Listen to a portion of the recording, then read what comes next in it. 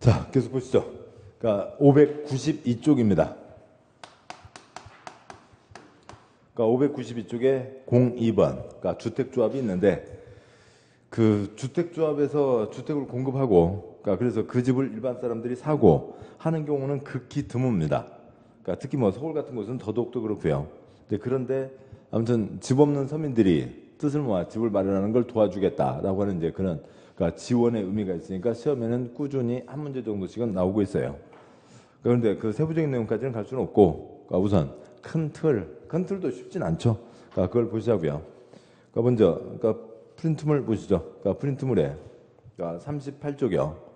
그러니까 38쪽에 그러니까 5-9 주택조합 종류가 있고, 그다음에 그 위에 5-8 그러니까 지역, 직장, 주택조합에서 주택을 건설하는 절차가 있는데, 먼저 5-9부터 보도록 하시죠. 그러니까 주택조합이 있습니다. 주택과 관련해서 여러 사람이 뜻을 모아서 단체를 만든 거죠. 그게 조합입니다. 그러니까 주택조합이고, 또 이것뿐만 아니라 다른 조합도 있는 거죠. 근데 아까도 말씀드렸듯이 그러니까 인격이 없다고요. 그러니까 민법의 총유에 해당하는 겁니다. 무슨 그러니까 문중, 종중과 같은 수준이라고요. 최씨문중 뭐 그런 겁니다. 그런 거고, 그러니까 뭐 우선하니까 지우고 가죠. 설명이 그렇고. 그러니까 먼저 5-9에서요. 그러니까 표가 옆으로 4칸. 그러니까 첫 번째 칸, 시군구에게 인가를 받거나 신고한다. 4가지가 있습니다. 지역조합, 직장조합, 리모델링 조합이 있는데, 그중 두 번째 직장조합, 세 번째 직장조합, 이름은 직장조합 같습니다만 성격이 완전히 다른 조합 2가지가 있어요. 먼저 보시죠. 첫 번째, 그러니까 일정한 지역에 계시는 분들이 뜻을 모아서 우리 집 스스로 돈 모아서 스스로 집을 만들어 보자라고 하는 거라고요. 그러니까 건설회사가 파는 집은 건설회사 이익이 엄청나게 붙어 있죠. 그러니까 집값이 비싸게 나옵니다. 근데 내가 직접 지으면, 그러니까 일을 맡기니까 이제 그 시공하는 사람도 이익은 가져야 되지만, 그러니까 남이 지은 집을 사는 것보다는 돈이 덜 들잖아요. 내가 직접 하면요. 그래서 일정한 지역에 계시는 분들이 그러니까 뜻을 모아서 그러니까 여러 명 모여서 시군구에게 설립 인가를 받고 그러니까 주택을 건설하는 겁니다. 그다음에요. 그러니까 일정한 직장에 있는 분들이 그러니까 뜻을 모아 인가를 받고 그러니까 주택을 건설한다고요. 그러니까 서울에서는 그러니까 그 어디가 있긴 한데, 그러니까 참 찾아보기가 쉽지 않고요. 요즘에는요. 그 1기 신도시, 요즘 2기 신도시도 별로 없어요. 그러니까 뭐 동탄, 그다음에 광교, 판교 이런 데도 별로 없는데, 1기 신도시 보면 그러니까 일산, 분당 그런 쪽에 보면 무슨 마을 공무원 아파트 뭐 그런 거 있습니다. 아니면 군인 아파트 뭐 그런 게 있죠.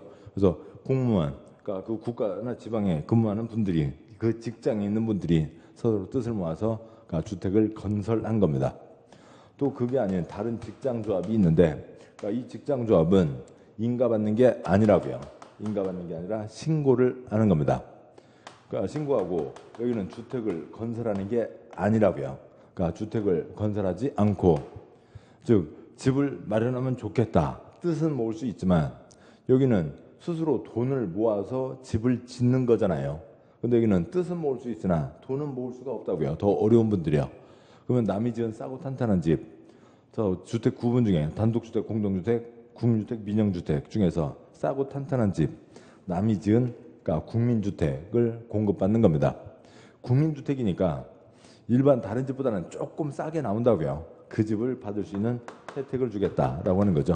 그러니까 국민주택을 돈 주고 돈 내고 살 수가 있습니다. 근데 아까 저기도 써져 있듯이 국민주택은 누구만 살 수가 있다고요? 무주택인 사람만 살 수가 있는 거죠.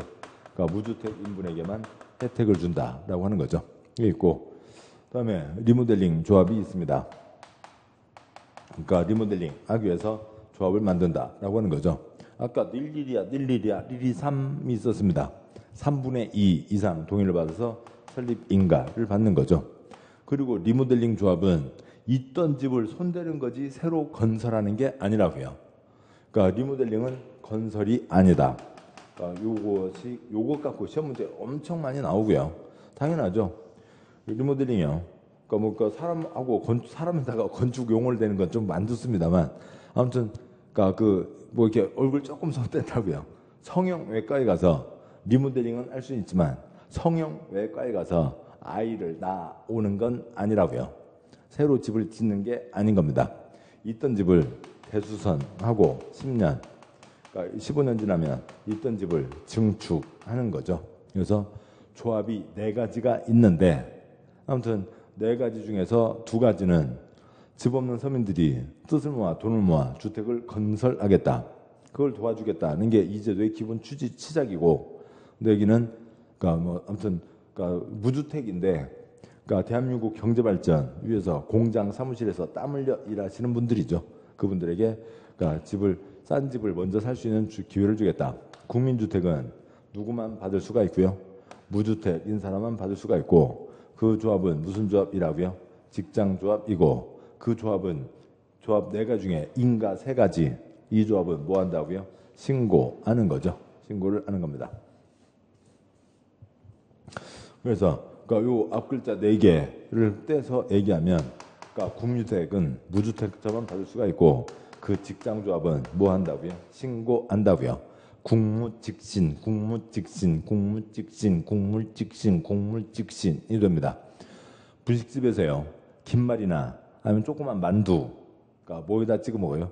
그걸 오뎅 국물에 찍어 먹는 사람도 있긴 하지만, 그러니까 뭐에 찍어 먹는 게 가장 맛있어요? 떡볶이 국물에 찍어 먹는 게 가장 맛있죠. 국물직신, 국물직신, 국물직신이라고요. 주택조합 전체 중에서 국물직신만 9번이 나왔습니다. 나머지는 뭐 한두 번밖에 안 나온 거고요. 세상이 있고 계속 가시죠. 그러면 누가 참여할 수 있냐? 그 표의 2번째 칸이요. 5-9의 2번째 칸. 원래 취지는 무주택 서민들 뜻을 모아 집을 마련하는 걸 도와주겠다는 건데, 그러니까 찌그만 집 한 사람 나도 끼워줘. 너는 집 있잖아. 나 찌그만 집 얼마? 85이야. 좋아, 그러면 너도 끼워줄게.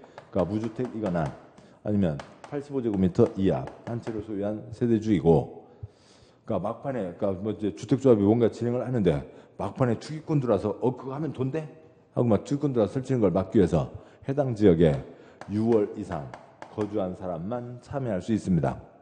한 2-달 전에 와갖고 뭔가 뭐 얘기 듣고 와서 2-달 됐는데 나도 어떻게 해보자, 그런 사람은 안 된다고요. 그러니까 직장조합 역시 무주택이거나 85제곱미터 이하 한 채 가진 세대주이고, 여기는 직장조합이니까 같은 직장에 근무하고 있어야 되죠. 그러니까 국물직신, 그러니까 여기는 누구만요? 무주택인 사람만 참여할 수 있고, 국물직신이니까 찍이니까 같은 직장에 근무하고 있어야 되죠. 그러니까 리모델링 조합이요. 단독주택은 집주인 몇 명이요? 1명. 1명이니까 조합을 만들 수가 없죠. 그러니까 공동주택에 대해서 조합을 만드는데, 전월세 든 사람이 그러니까 집 철거를 결정해요. 집주인이 결정을 해요. 집주인이 결정하는 거죠. 그러니까 공동주택 소유자가 참여할 수 있습니다. 근데 여기가 이제 좀 복잡해지는데요. 아까 아무튼 그래 계속 얘기가 맞물려 돌아가는 겁니다. 건축법 같으면 요 토막 하나, 5줄짜리 하나, 그다음에 반쪽짜리 하나, 뭐 그렇게 하나하나로 다 끝나니까 별 문제가 없지만, 이쪽 주택법은 처음 시작했던 용어가 계속 맞물려 돌아간다고요. 그러니까 전체 용어를 꿰셔야 어느 한 대목을 이해할 수가 있다고요. 그러니까 3번, 5번을 보셔야 되는 겁니다. 그러니까 1000세대 아파트 단지 당연히 그러니까 주택조합 만들 수 리모델링 조합 만들 수가 있죠. 그래서 리모델링 할 수가 있습니다. 그런데 18집 살고 있다고요. 18집 살고 있는데, 그러니까 연립주택 같은 경우에요, 벽에 쩍 금가고 바닥 쩍쩍 갈라지고 있습니다. 기둥 막 부서져 나가고 있고요. 참고 살아야 돼요? 고칠 수 있어요? 고칠 수 있죠. 그래서 30채 미만의 경우에도, 그러니까 30채 이상의 경우에도 리모델링 조합을 만들 수가 있습니다. 또 이걸 뭐라고 표현하냐고요. 저 표의 끝칸에서 한 번에 30채 이상으로 지었다. 그러면 뭘 받았어요? 사업계획 승인을 받았죠. 사업계획 승인을 받은 것도 제일 끝에서요.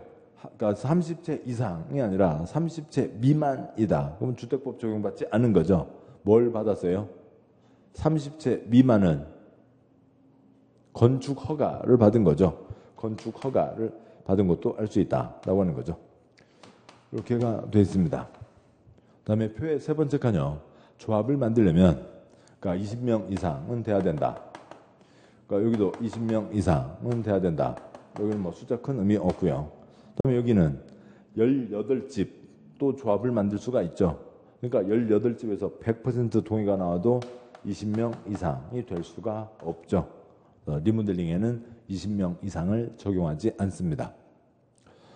그다음에 이 첫 두 줄이요. 그러니까 표로서는 두째 줄, 셋째 줄이 됩니다만 지역조합, 직장조합, 아까 얘기했던 조합이라고요. 총유의 조합입니다. 그 덩어리 그대로 가라고요. 그 덩어리 그대로 가야 된다. 조합, 그 덩어리 그대로 가는 거다. 그러니까 들락날락 안 된다고요. 그러니까 교체 금지가 원칙. 그러니까 최씨문 중 있는데 최씨 빠지고 김씨 들어가고, 그러니까 뭐 최씨 어느 최씨가 자기 거 최씨, 그러니까 주민증 팔아먹고 박씨한테 팔고 박씨가 들어가고 그래요? 그런 거 없죠. 그냥 그대로 다 하는 거죠. 그다음에 그러니까 붙이고 안 된다고요. 물론 이제 최씨 문중이면 아기들을 낳으면 계속 최씨가 되니까 사람은 늘어나지만 여기서는 그러니까 원래 그러니까 최씨 문중이 있는데 뭔가 막 박씨도 붙이고 뭐 김씨도 붙이고 최씨 뭐가 강씨도 붙이고 그럴 수는 없죠. 그래서 그대로 가라고요. 붙이고 안 된다. 그러니까 신규 가입 금지가 원칙. 그 덩어리 그대로 가라고요. 사고 팔 수 없고 붙이고 안 된다. 그런데 그거에 대한 또 예외가 있습니다. 아파트 사고 팔 수 있죠. 10년 지난 아파트, 15년 지난 아파트 사고 팔 수 있습니다. 사고 팔고 산 사람이 조합원이 되는 거죠. 그래서 여기는 아파트 공동 소유자가 A가 B에게 팔면 B가 조합원이 된다고요. 사고 팔 수 있다고요. 매매가 가능하다. 양도 양수가 가능하다. 그 조합원지 교체가 가능하다고 얘기할 수 있는 거죠. 아무튼 요거까지는 알아두시라고요. 2표를 넘어서서 시험 나온 적 거의 없습니다. 2표 5-9와 5-8이요.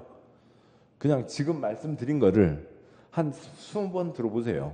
20번 들어서 그냥 요 내용이 뭔가 지금 어떤 상황을 그릴 수는 없지만 그냥 그런가 보다 뭐 그렇게 알아두시면 이 문제는 맞추는 거고요. 다음에 이제 다시 올라가죠. 5-8로 올라가세요. 그러니까 이쪽 지역조합, 직장조합의 경우에 주택을 건설하는 경우가 있죠. 그러니까 주택을 건설을 어떻게 하냐고요. 5-8입니다. 이제 어느 사람이 그러니까 주택조합 사업을 한번 해볼까? 아니면 우리들 같이 모여서 집을 같이 모여서 같이 지어볼래? 그러니까 한국에서 30대, 40대 그 남자들의 로망 중에 하나 있잖아요. 그러니까 40대 남자들 몇 명 모여서 술 먹다 보면은 옛날 군대 얘기하고 학교 때 얘기하고 집안 애기들 얘기하고 아파트 얘기하고 그러면서 얘기 떨어지면 뭐 하고요? 우리들 같이 모여서 어디야? 같이 모여서 저 좋은 자리 땅 사갖고 거기서 같이 모여서 살아보자. 그런 얘기 하는데 꿈인 경우가 많죠. 아무튼 그렇습니다. 아무튼 그렇게 해보자고요. 그러면은 어느 누가 그러니까 우리 같이 그러니까 해서 한 100채 정도를 만들면 좋겠다라고 생각을 했다고요. 그러면 100채를 만들고 싶다고 하면 시장군수구청장에게 이제 주택조합 사업을 알렵니다. 그래서 조합원을 모집하려고 합니다. 모집 신고를 하고 그러니까 비공개, 비밀리에 요리 모여라. 그러면 안 되고 공개 모집 방법으로 조합원을 모집해야 됩니다. 100채를 짓겠다 싶으면 두 번째 칸 반 이상, 몇 명 이상은 모여야 되고요. 50명 이상은 모여야 된다고요. 50명 이상은 모여야 되고 자, 우리 주택조합 사업을 하랍니다. 관청에 가서 뭘 받으라고요? 설립인가를 받아야 되죠. 설립인가를 받습니다. 그런데 여기는 기본이 무주택인 사람들이 뜻을 모아 돈을 모아 주택을 건설하는 거죠. 집이 어떤 사람들이 모이는 거라고요. 그러니까 집을 지으려면 땅이 있어야 되죠. 땅도 없이 집 짓는다. 둥둥 떠다니는 집이 아니잖아요. 그러니까 땅이 있어야 되는데 그러면 집 짓고 싶은 땅 100% 소유권 다 사와라. 아이고 너무 힘들어요. 그러면 80% 소유권 사와라. 아이고 그것도 힘들어요. 그러면은 80% 사용권까지만요. 좋아. 그러면 도장 찍어줄게. 땅에 대해서 그러니까 80%의 사용권만 갖고 있어도 설립인가를 받을 수가 있습니다. 사용형. 그러니까 누가 땅을 소유하고 있으면 소유권에 기초해서 사용, 수익, 처분을 할 수가 있습니다. 내가 어느 땅을 갖고 있으면 개똥이가 땅을 갖고 있으면 그 땅에다가 고추 말릴 수 있죠. 그러니까 땅 빌려주고 월세 받을 수 있죠. 그다음에 땅 팔아서 그 돈 갖고 맛난 거 사 먹을 수 있습니다. 그런데 그 중에 뭐만 끊어서 판다고요? 사용만 B에게 판다고요. B가 돈 주고 사용할 수 있는 권리를 샀습니다. 그러면 이거는 공법에서 얘기하는 사용할 수 있는 권리예요. 그래서 민법의 지상권, 임차권, 아무튼 그런 것보다 훨씬 더 센 거예요. B가 사용권을 갖고 있으니까 A는 사용할 수 있어요? 없어요? 사용할 수 없다고요. B가 주는 월세나 받고 아니면 C에게 팔고 C도 지금 이 권리가 먼저 있으니까 이걸 침해할 수는 없다고요. B가 잔금만 치르면 수익 처분을 다 가져와서 온전한 소유자가 되는 겁니다. 그래서 B가 잔금만 치르면 땅을 다 확보할 수 있는 거예요. 사용이라는 말이 그런 뜻이고 따라서 80% 사용권만 갖고 있어도 설립인가를 받을 수가 있다. 설립인가를 받았으면 그 다음에 이제 돈 모아야죠. 여기까지도 큰 돈이 들어갔겠습니다만 100% 땅을 다 사야 되잖아요. 돈 모으고 그다음에 도면 뜨고 그러니까 돈 모아서 땅 사고 도면 떠서 바로 주택을 건설할 수는 없다고요. 30채 이상 건설하려면 뭘 받아야 된다고요? 사업계획 승인을 받아야 되죠. 그래서 사업계획 승인 신청을 넣는 겁니다.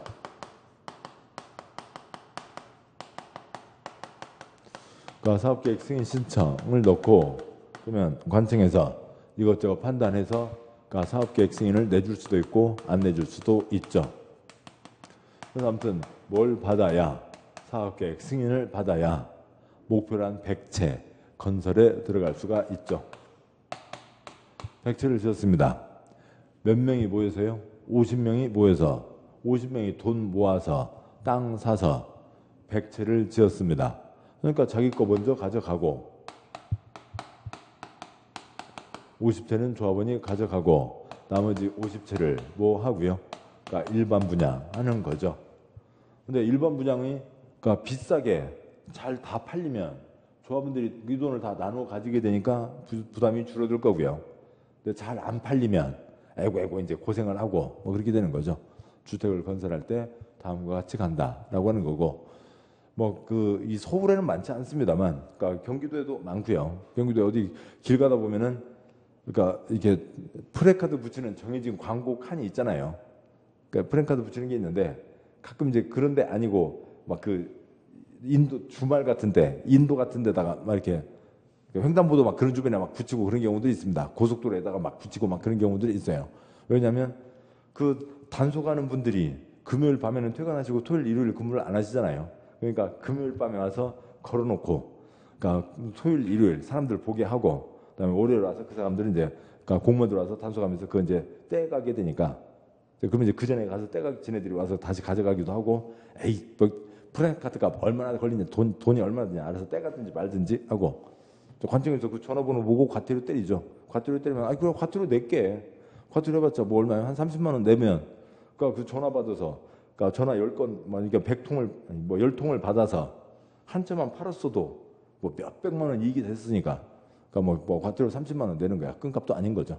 이제 그렇게 하기도 하고 그런 이제 프랜카드 붙여놓는 경우들이 있습니다.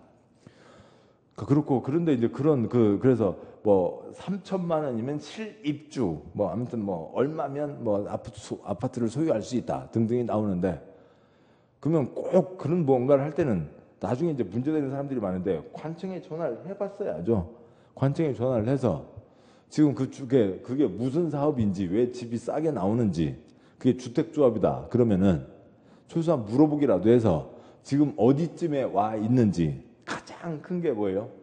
조합 설립 인가를 받았냐 안 받았냐 그다음에 사업계획 승인이 났냐 안 났냐에 따라서 하늘과 땅 차이인 거죠. 그러니까 그런 거 지금 어디까지 와 있는지를 확인하고 가야 되는데 그러지 않고 또 이런 걸 잘 모르다 보니까 그냥 그 얘기만 듣고 했다가 나중에 애고 고생하시는 분들도 가끔 있습니다. 하나 더요. 마지막이요. 그러니까 설립 인가를 받았으면 정식 절차 들어오라고요. 그러니까 몇 년 안에 그러니까 정식 절차 들어오라고요. 2년 안에 정식 절차 들어와야 된다라고 하는 게 있습니다. 아무튼 요 내용을 여러 번 들으시고 이 내용은 일단 꿰시고 나중에 그 세부적인 사항은 붙이도록 하시자고요. 프린트물에 5-10 주택건설 사업 절차가 있는데 지난 1, 2월 순환 때 건설 절차는 조금 보셨습니다. 그리고 또 건설은 또 우리 시험에 주된 초점이 아니니까 넘어가시고 프린트물 한 장 넘어와서요. 그러니까 40쪽으로 가시죠. 그러니까 40쪽에 5-14가 있습니다. 이제 주택의 공급으로 갑니다. 그러니까 책 그 자리는 펴고 가시죠. 그러니까 책으로 보시면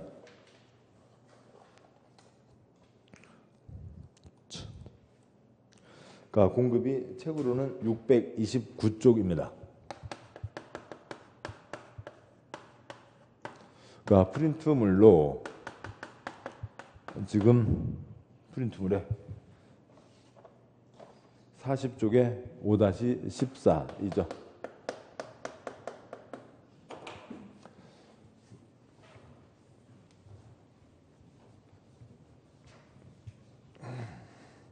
가기 전에요. 지우기 전에요. 그러니까 주택법 언제요? 한 번에 30만 이상대 사업계획 승인을 받아야 된다라고 하는 게 있죠. 그러니까 지어서 이제 건설을 했고 팝니다. 공급을 한다고 얘기하는 거죠. 그러니까 그러면 그러니까 일반적으로 그러니까 물건을 만들어서 파는 거죠.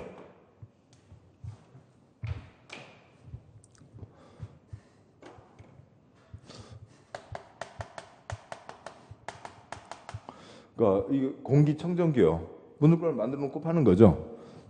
마이크요. 물건 만들어서 파는 겁니다.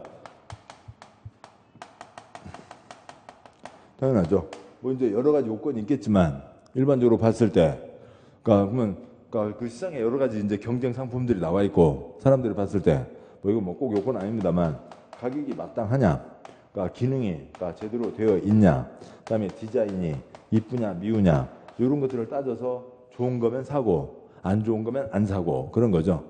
그러면 물건 만들어서 파는데 이 중에 셋 중에 하나 뭔가가 엉망이었어요. 그러면 팔려요? 잘 안 팔리죠. 그러면 이제 다시 반성을 하고 셋 중에 뭔가를 더 강화해서 좋게 만들어서 또 이제 사람들이 살 수 있게 해서 내고 그러겠죠. 그러면서 물건 기술도 발전을 하고 경제도 이어져 나가고 그러는 겁니다.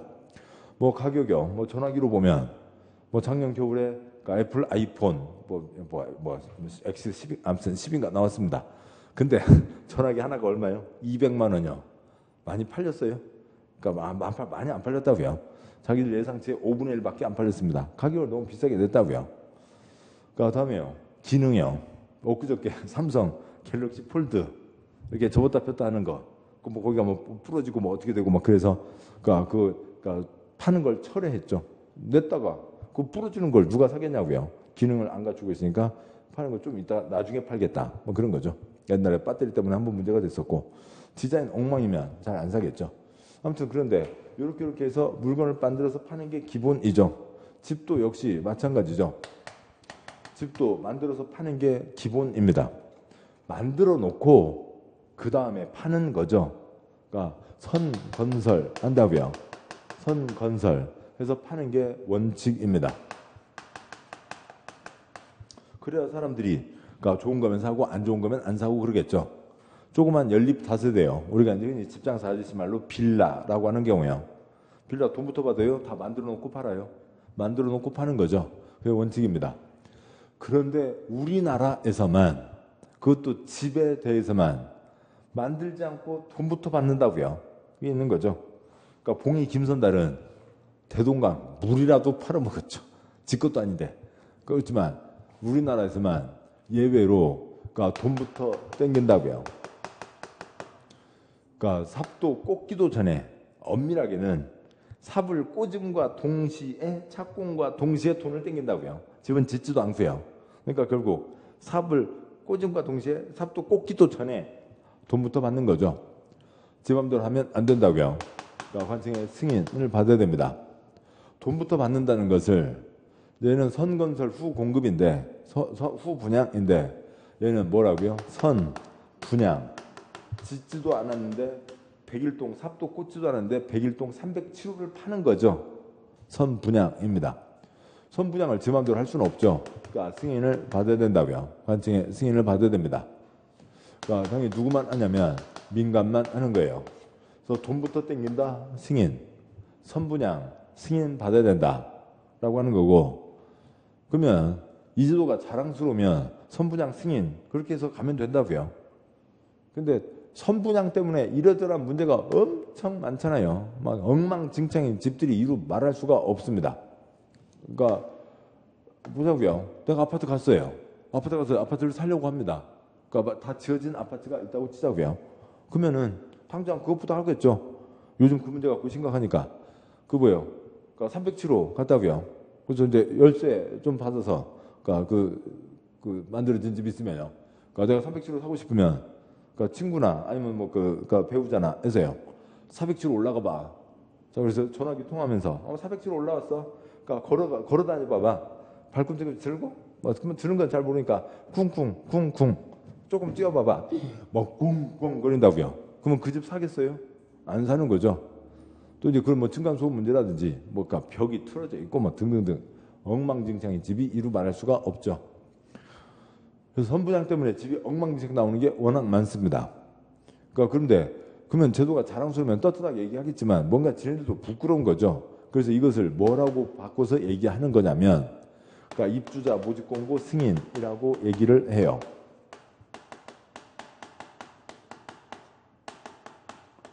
그러니까 일반 사람들은 알 수가 없다고요. 무슨 얘기인지를 알 수가 없고 화는 나는데 뭘 고쳐야 될지 뭐가 문제인지를 알 수가 없으니까 그냥 화만 나고 그냥 그 화를 어디다 풀 자리가 없으니까 가까운 사람에게 풀고 뭐 그렇게 되는 거죠.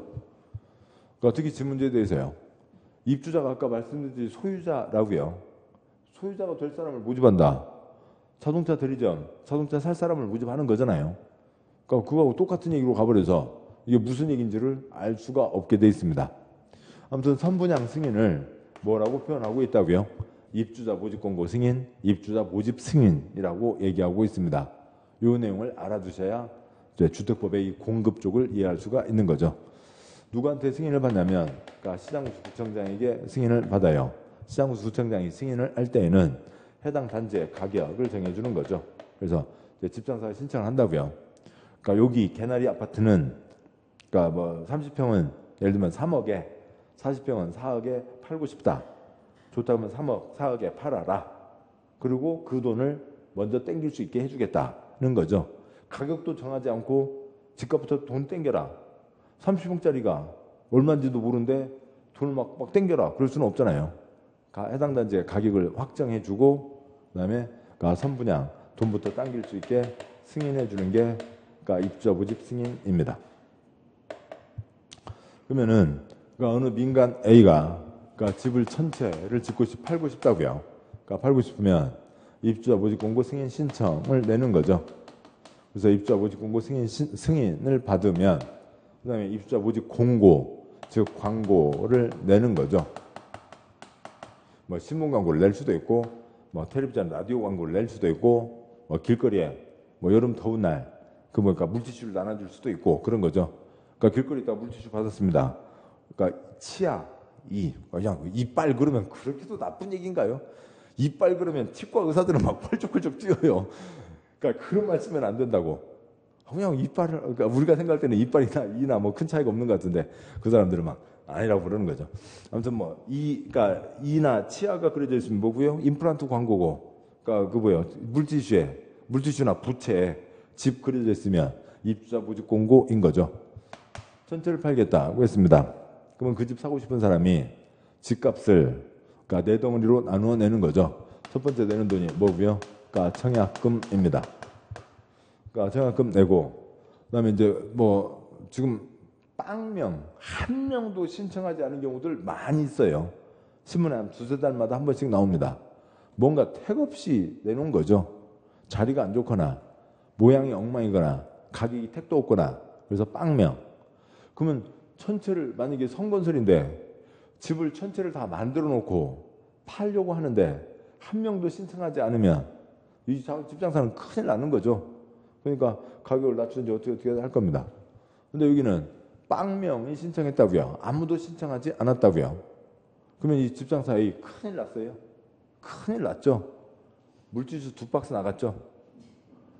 물티슈 2박스 나간 거 말고는 아무 피해가 없잖아요. 건설회사 만세, 대한민국 만세, 선분양 제도입니다.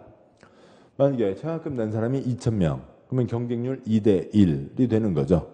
그러면 이제 1,000명 중에, 그러니까 100명, 그러니까 2,000명 중에 1000명을 정하겠죠. 가점도 있고 추첨도 있는데 뭐 추첨, 당첨 됐다고 당첨 사실 통지를 하고, 그다음에 두 번째 돈 갖고 오세요. 그러면 이제 두 번째 돈 뭘 내고요? 그러니까 계약금을 냅니다.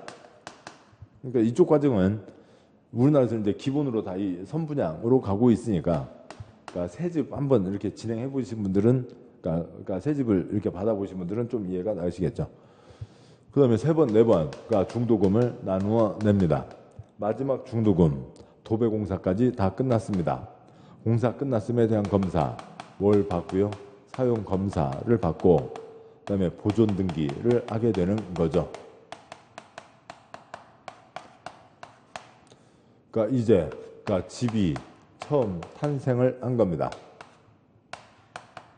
여기까지는 시멘트, 모래, 물, 자갈, 동산이죠. 집이 아니라고요. 사용검사 받고 보존 등기하는 순간 민법의 권리의 객체, 부동산, 주택이 탄생을 한 겁니다.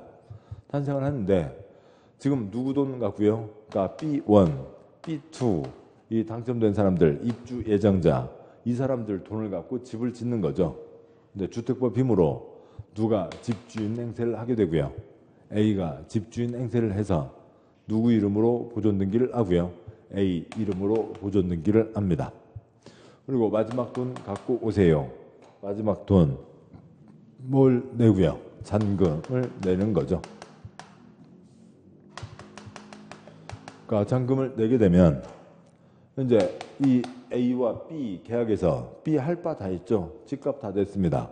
뭘 넘겨줘야 돼요? 집을 넘겨줘야죠. 그러니까 소유권, 그러니까 이전 등기를 해줍니다.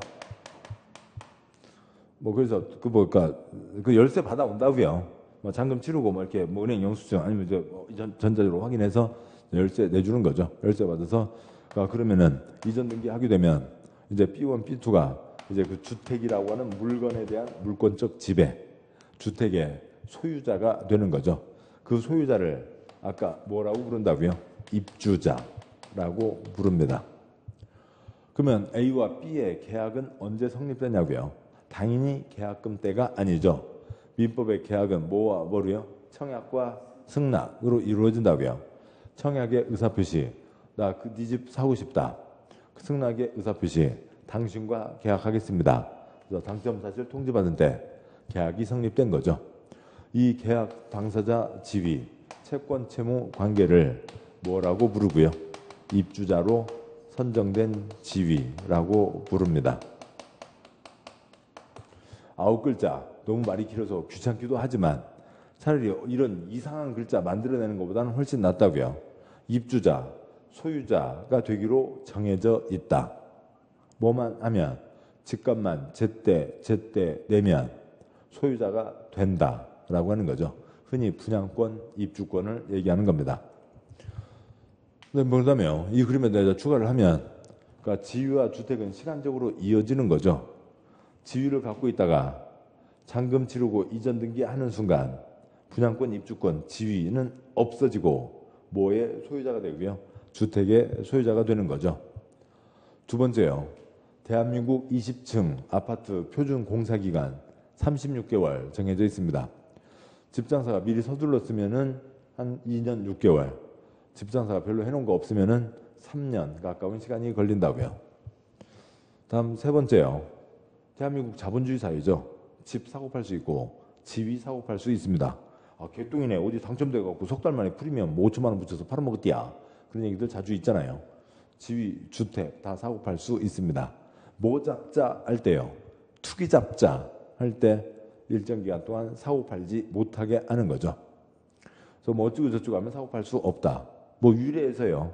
뭐 2년, 1년 가까이 사고 팔 수 없었던 거 있었잖아요. 그게 됩니다. 아무튼 사고 팔 수 없다. 다 합쳐봤자 대한민국 12%, 대한민국 땅 12%에서는 일정 기간 동안 여기서부터 시작해서 10년, 여기서부터 시작해서 뭐 6년 동안 못 판다.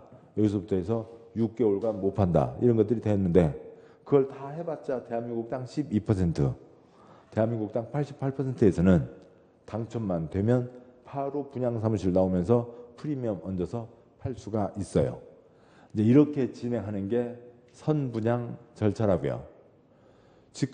땅값, 집값 다 누가 내고 있는데 B1, B2가 내고 있는데 누가 주인 행세를 한다고요? A가 주인 행세를 한다고요. 그러니까 뭔가 복잡해지는 거죠. 그래서 주택부 복잡한 건 다 여기에 걸려 있게 되는 겁니다. 책 보시면 이제 책으로 하세요. 책에 629쪽. 그러니까 3장. 그러니까 주택의 공급. 파란 1번. 주택의 공급 기준. 양과 1번. 주택 공급의 동그라미 1번. 뭐 그 7줄은 별 내용 없고 박스에 1번. 사업 주체 표시요. 사업 주체. 괄호에 있는 공공 표시요. 공공. 주택 사업자는 제외 표시요. 제외한다. 따라서 그 사업 주체 위에다가 민간 쓰시고요. 민간. 그러니까 민간 사업 주체가 그러니까 입주자를 모집 표시요. 입주자를 모집하려는 경우 땡땡 국토부령으로 정하는 바에 따라 시장수수청장의 승인 표시요. 승인을 받을 것. 지금 그 두 줄을 지나가는 사람 보여주고 이게 지금 선건설이요? 선분양이요? 뭔 얘기? 왜 이래 나한테? 그렇게 뻔하죠. 지금 그 두 줄에 뭐가 담겨 있다고요? 선분양이 담겨 있다고요. 입주자를 모집, 1번요. 입주자 모집 승인을 받아야 된다. 그러니까 5글자, 뭔 승인이요? 선분양 승인을 얘기하는 거라고요. 이게 선분양 승인을 얘기하는 겁니다. 알 수가 없다고요. 일반 사람들 법조문 봐서 무슨 소린지를 알 수가 없습니다. 그리고 이제 이것과 관련된 세부적인 사항 한두 가지가 있는데 그건 이제 나중에 보셔도 되고 2장 넘어와서요.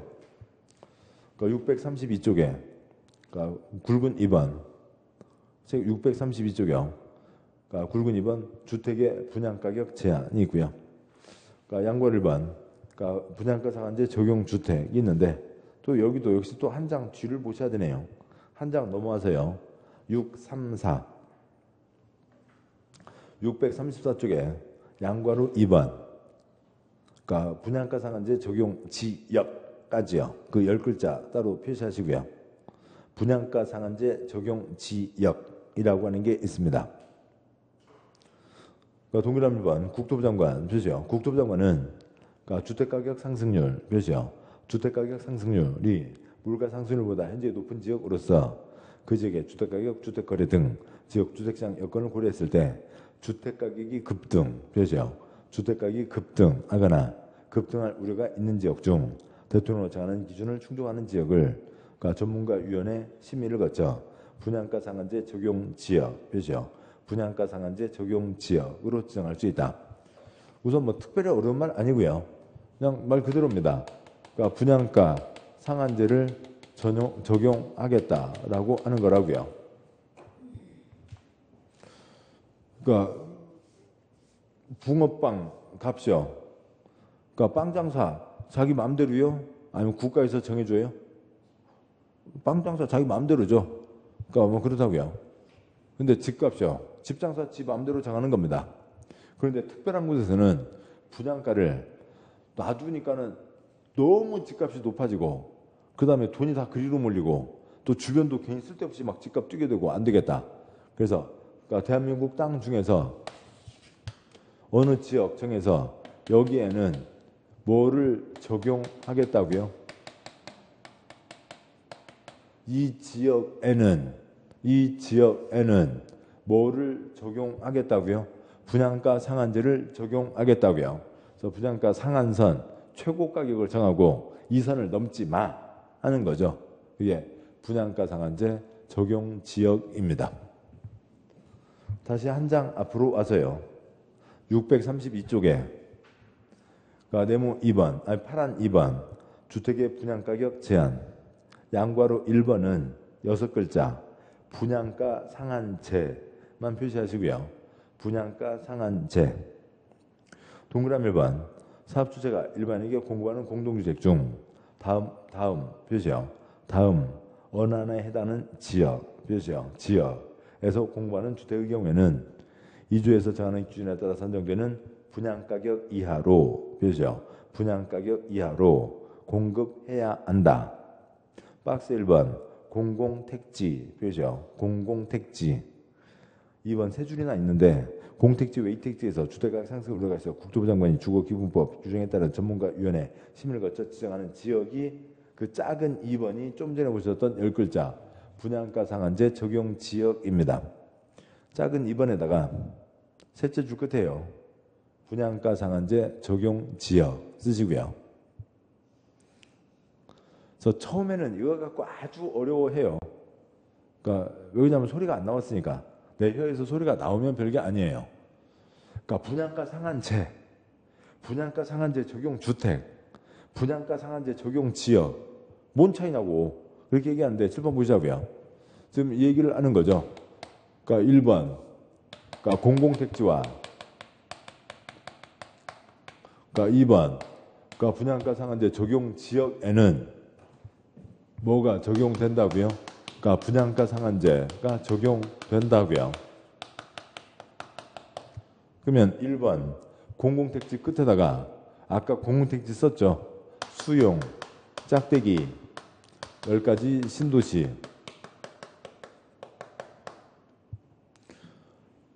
1기 신도시, 2기 신도시, 3기 신도시 등등 해서요. 수용 방식의 10가지 신도시가 공공택지입니다. 그러면 대한민국 땅 중에 2번 분양가 상한제 적용 지역, 2번 분양가 상한제 적용 지역 정한 게 있고요.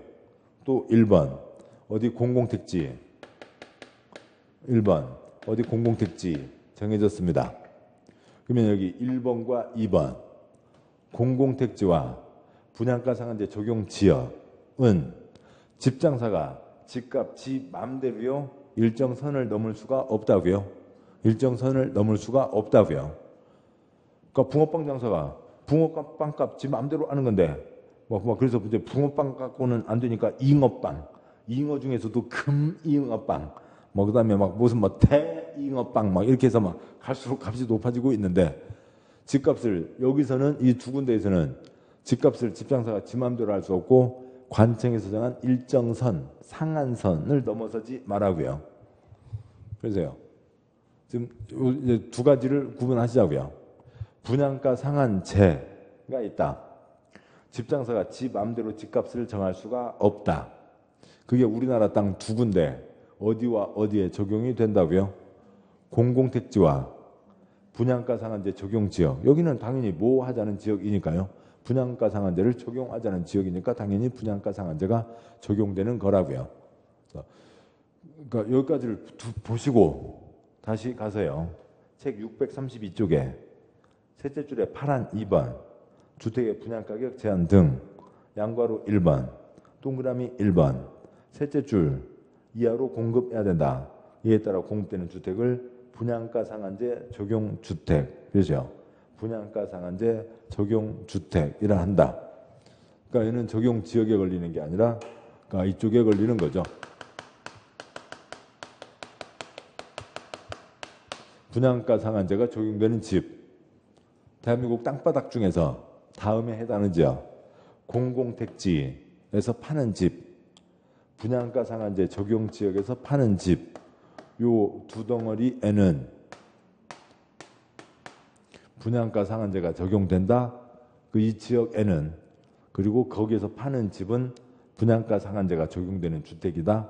분양가 상한제 적용 주택이다 라고 하는 거고 그 대상 지역이 신도시 땅과 분양가 상한제 적용 지역이라고 하는 게 있습니다. 그래서 분양가 상한제 적용 지역 그 두 가지를 구분하시는 게 초점이고 세부적인 건 나중에 보도록 하시고요. 2장, 3장 넘어와서요. 638 보시죠. 638 파란 4번 저당권 설정 제한이 있습니다.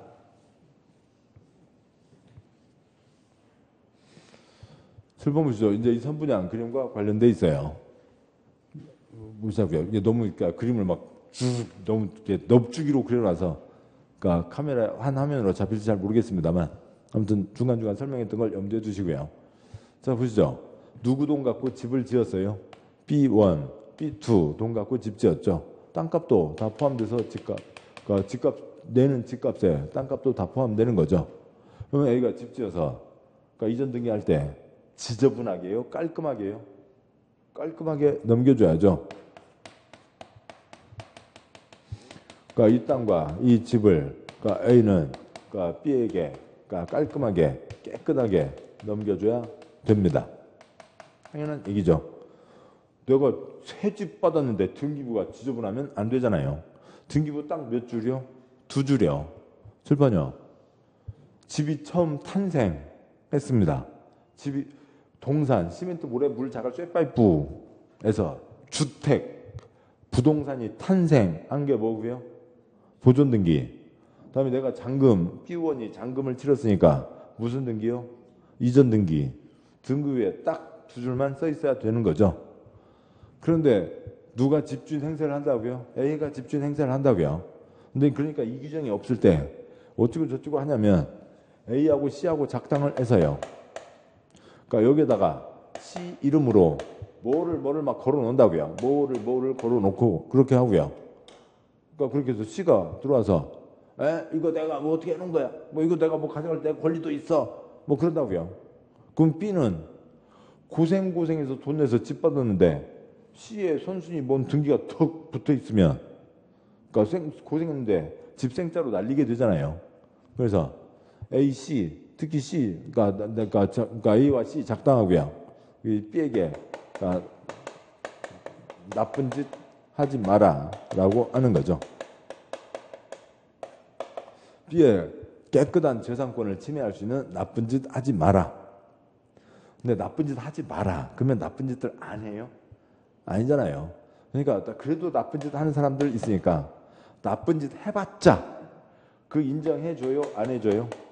인정해주지 않는다고요. 나쁜 짓 해봤자 무효이다. 그래서 어찌고 저찌고 해봤자 싹 무효. 이 땅, 이 집은 깨끗하게 누구한테 넘어가야 된다고요? B한테 넘어가야 된다. 저당권 설정 등 그런 짓 하지 마라 라고 하는 겁니다. 그러니까 가면 왔다 갔다 해서 복잡한데요. 이 개나리 단지 가장 초장 시점 입주자 모집 공고 승인 신청 때부터 해서 집 장사하는 일은 신청부터 하는 거죠. 그다음에 등기법 배우시게 되고요. 등기법에서 소유권 이전 등기 사유 발생 며칠 안에 등기를 해야 되고요. 60일 안에 등기를 해야 된다고요. 그래서 이 개나리 단지 가장 초장 시점부터 막장 시점까지 A, C 나쁜 짓 하지 마라 라고 하는 게 있는 겁니다. 책 보시면 638 그러니까 파란 4번 저당권 설정 등의 제한 양과 1번 제한 행위 동그라미 1번 사업주체는 주택건설사업에서 건설된 주택 대지에 대해서는 입주자 모집 공고 표시요. 입주자 모집 공고 승인 신청일 표시요. 승인 신청일 괄호 넘어서 이후부터 입주 예정자가 그 주택 대지에 소유권 이전 등기 표시요. 소유권 이전 등기 신청할 수 있는 날 이후 60일까지 표시요. 60일까지 기간 동안 사선 거고요. 입주 예정자의 동의 없이 사선 거고요. 다음 표시요. 다음 각구의 어느 하나에 해당하는 행위를 해서는 안 된다. 표시요. 해서는 안 된다.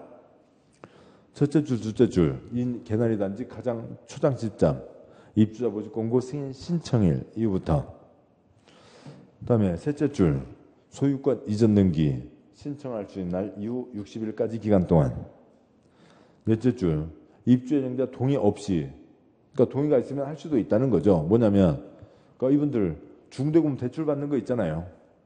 근데 은행에서 중도금 대출을 해주는데 B2 얼굴 보고 해줘요? B2가 지금 내고 있는 돈으로 잡혀있는 이 땅 보고 해주는 거잖아요. 그러니까 그런 때는 이 B2가 중도금 해줘. 중도금 대출 받고 싶어. 그러면 이제 저당권 설정할 수 있다는 거죠. 그런 게 아니면 입주자 동의 없이 다음 나쁜 짓 3가지 해서는 안 된다.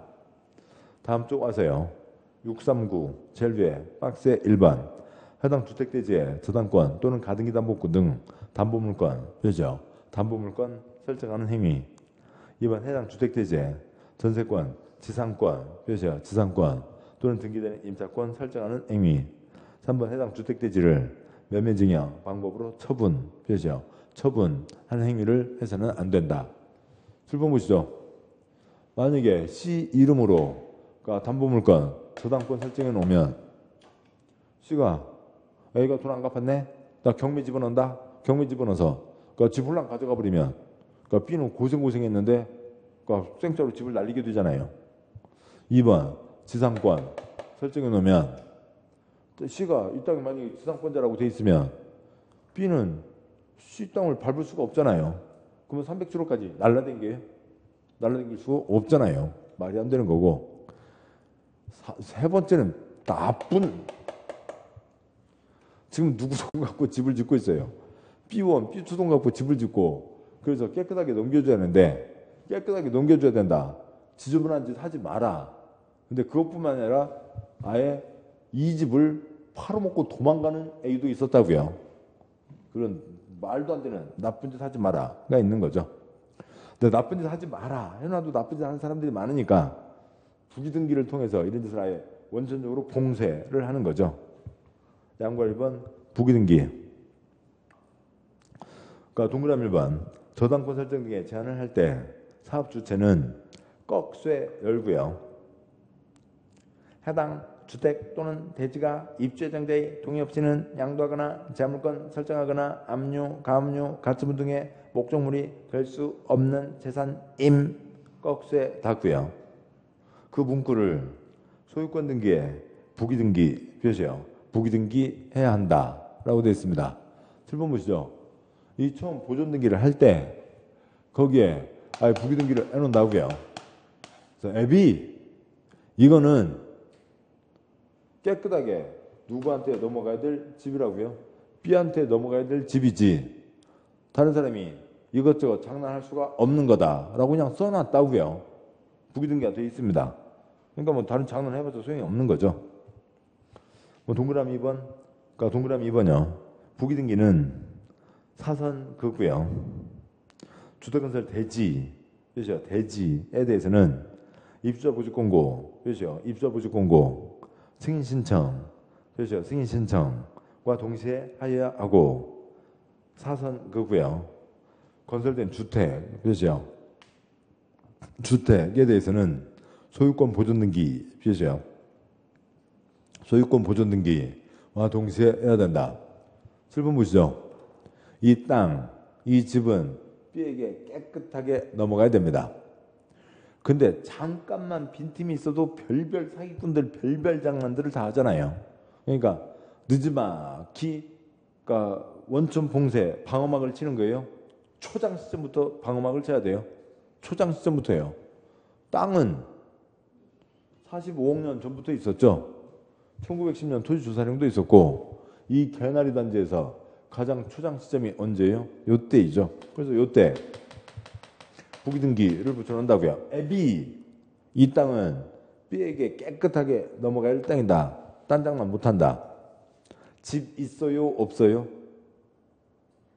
선분양 집 없죠. 집을 건설하지 않은 상태라고요. 동산, 집, 주택이 처음 생기는 때가 언제라고요? 보존등기 때죠. 그래서 주택에 대해서는 보존등기 때 부기등기를 같이 붙여놓는다고요. 땅의 가장 초장 시점, 주택의 가장 초장 시점부터 부기등기를 해놓은 겁니다. 앱이 나쁜 짓 하지 마라. 나쁜 짓 해봤자 인정해주지 않는다. 라고 이제 해놓은 거죠. 그런데도 나쁜 짓 해봤자 뭐 쓸데없는 짓이죠. 동그라미 3번 부기등기 이후에 그렇죠.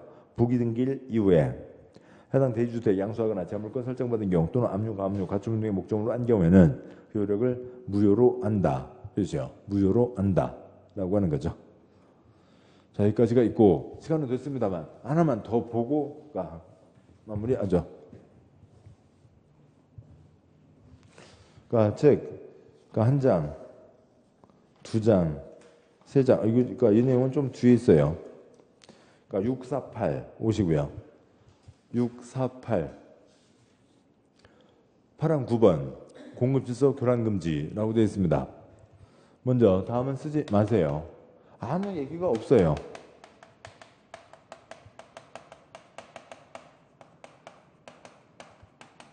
다른 말로요. 교통질서, 그러니까 교란금지.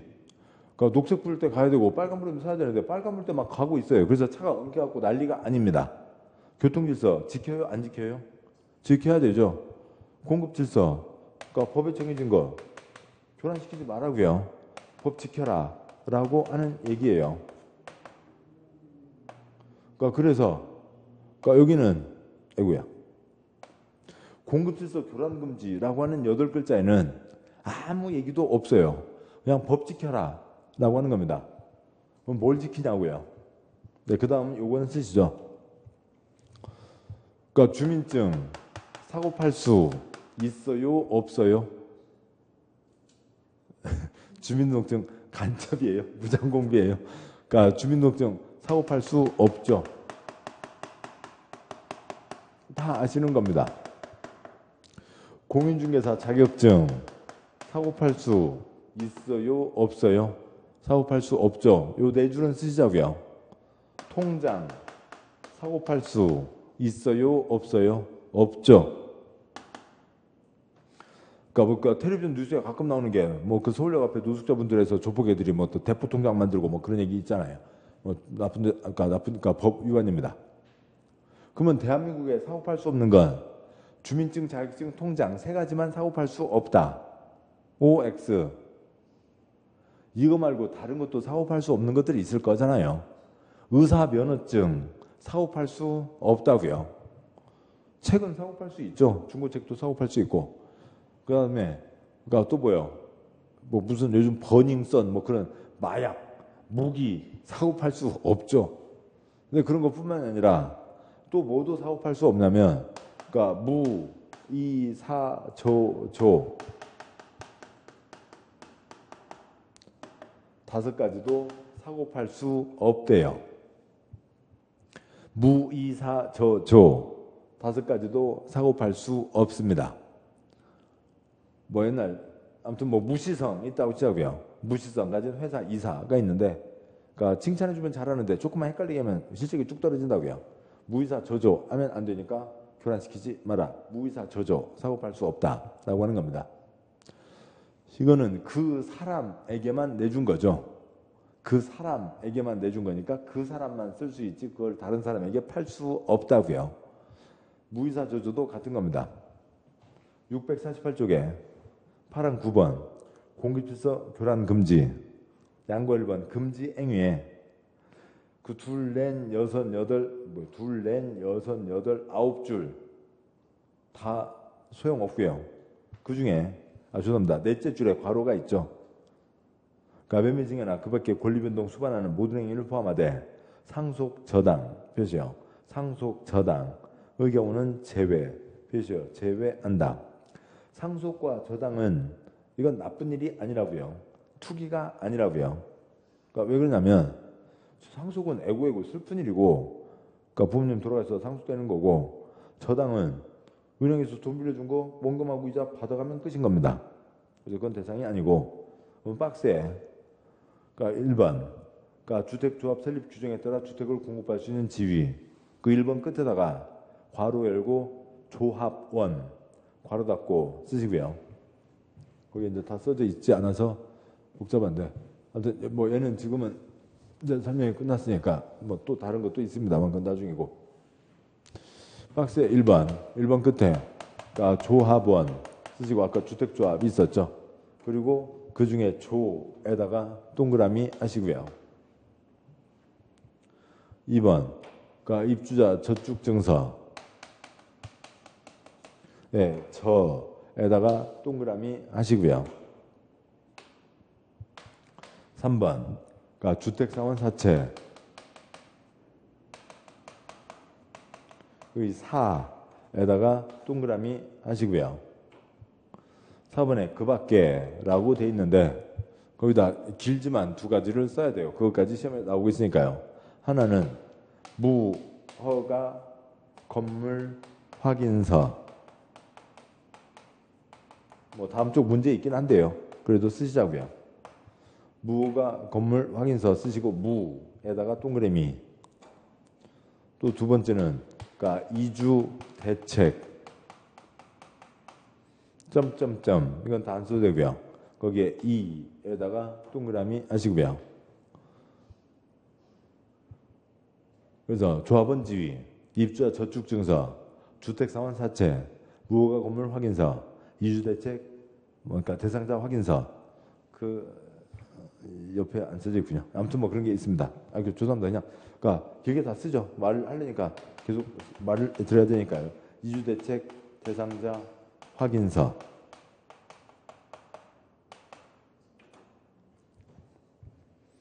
그래서 이상 5가지가 있고요. 순서 바꾸서 얘기하면 무, 이, 사, 조. 그 앞글자 5개 순서는 뭐 이렇게 할 수도 있고 저렇게 할 수도 있어요. 뭐 조, 저, 사, 무, 이 할 수도 있고요. 뭐 어떻게 할 수 있습니다만 아무튼 뭐 그렇게 해봤습니다. 5가지는 사고팔 수 없다. 첫 번째요. 주택조합원은 우선은 첫 번째 팔 게 없어요. 왜 주택조합원이 됐어요? 무주택이어서 주택조합원이 됐죠. 그리고 이분들이 어려운 분들 스스로 뜻을 모아 집을 마련하겠다, 도와주겠다. 그래서 주택조합을 인가해줬고 이분들이 어찌저찌 해서 자기 집을 받을 수 있는 거라고요. 근데 그것을 홀랑 그러니까 집 10채 가진 사람이 그거 갖고 있으면 너 그거 갖고 있으면 집 생긴다고? 내가 돈 줄게 내놔. 그러면 안 된다고요. 이건 그분만 새 집을 받을 수가 있는 거죠. 사고 팔 수 없다. 통장 사고 팔 수 없죠. 통장 사고 팔면 금융실명제법 위반이고요. 그다음에 주택사원 사채라고 있는 게 있는데 지금 오늘은 길게 안 봤습니다만 아무튼 그러니까 시장에서 돌리면 투기 딱지가 된다. 사고 팔 수 없다라고 정해놓은 게 있습니다. 무허가 건물 확인서요. 무허가 건물이니까 건축법으로만 따지면 그 건물 철거하고 그 건물 지은 사람 잡아다가 빵에 보내고 그다음에 벌금 그동안 때린 거 다 그 사람 재산 처분해서 관청에서 챙겨가고 하면 됩니다. 그렇지만 어디 이제 재개발 재건축을 앞둔 곳이라고요. 재개발 앞둔 곳에 무허가 건물이라고요. 근데 무허가라고 다 집딱지가 나오는 건 아니고 그 동네에 무허가로 산지 20년, 30년 된 사람이요. 불법 건축물 대장에 저기 찍은 걸로 30년이 됐다고요. 서울에서 20년도 인정해 준 적 거의 없고요. 30년이 지났습니다. 그래서 30년 동안 그 동네에 살았다고요. 근데 건물이 무허가 건물이었어요. 그 불법이긴 하지만 불법에 대한 처벌은 처벌이고 지금 재개발해서 거기에 새 아파트가 올라서죠. 다른 사람들도 돈 주고 새 아파트 사러 옵니다. 그러면 여기서 오래 살았던 그 사람도 돈 내고 새 아파트 살 수 있는 딱지 한 장은 주자고요. 이거는 이 사람이 30년 넘게 그 자리에 무허가로 살고 있었기 때문에 그 사람에게 준 거지 이걸 사고 팔 수는 없다고요. 근데 이제 가끔 어느 경우에 신도시 때나 아니면 재개발 중에서도 어느 경우에 한 번은 팔 수 있게 해주는 경우가 있긴 해요. 그러니까 그런 게 있긴 한데 위례에서도 한 번은 팔게 해줬는데 그건 이제 특별한 경우고 이 주택법에서는 팔 수 없다라고 하는 겁니다. 이주대책 대상자 확인서 그 위에다가 그러니까 임차인 지원 쓰자고요. 지원. 임차인 지원 대책을 이주대책이라고 합니다.